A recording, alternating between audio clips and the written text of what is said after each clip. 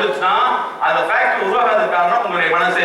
So second finding வந்து பொருளாதாரத்தில் முன்னேற முடியவில்லை என்று சொன்னால் மனதில் ஏதோ குழப்பம் அல்லது மனது சரியாக இயங்கவில்லை என்று பொருள். அதுக்கடுத்து மூன்றாவது, சமூகத்தில் ஒரு தனி அந்தஸ்து. நீங்க இந்த காலேஜுக்கு வந்து எல்லாமே காலையில் வந்திருக்கீங்க, ஃபேமிலியில் வந்திருக்கீங்க, அம்மா அப்பாவோட கொடுத்துருக்கீங்க, உங்களே ரியலி கிரேட் இல்லைங்களா? சமுதாயத்தில் உங்களுக்கு ஒரு அந்தஸ்து. சமுதாயத்தில் எல்லாமே மனிதர்கள் வாழ்ந்து கொண்டிருக்கிறார்கள்.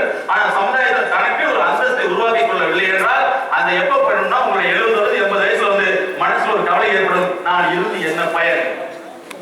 சோ சமுதாயத்தில் உங்களுக்கு ஒரு தனிப்பட்ட ஒரு அந்தஸ்தை உருவாக்கி கொள்ள முடியும் என்று சொன்னால் உங்களுடைய மனசு சரியா வேலை செய்யுது. அதுக்கடுத்து ஹெல்த் பாத்தீங்கன்னா நிறைய பேருக்கு ப்ராப்ளம். இது ஸ்டூடெண்ட் வயசுல என்னன்னா, இப்ப எங்ககிட்ட ஸ்டூடெண்ட் வர்றாங்க, சார் எனக்கு பயங்கரமா தலைவலிக்குது சார், ஏப்பா என்ன செய்ய லீவ் போட்டா சரியா போயிடும் சார், எப்போ லீவ் போடணும், எக்ஸாம் அப்ப சார், வெரி குட். இது என்ன மாதிரி இருக்கும், உடனே நான் அங்க போய் சொல்லிடுது, சார் உங்க பையன் ஒரு பிரச்சனையும் இல்ல, 3 நாள் என்ன சார் லீவ், நான் லீவ் போட்டு நான் எங்க சார் போறது, என்ன கூப்பிட்டு காலேஜ் கேட்கறாங்க, நீங்க லீவ் போட்டுருங்க. சோ இந்த மாதிரி பிரச்சனை உடல்ல வந்து பிரச்சனையே இருக்காது, ஆனா உடலில் பிரச்சனைக்கான கூறுகள் ஏற்படும்.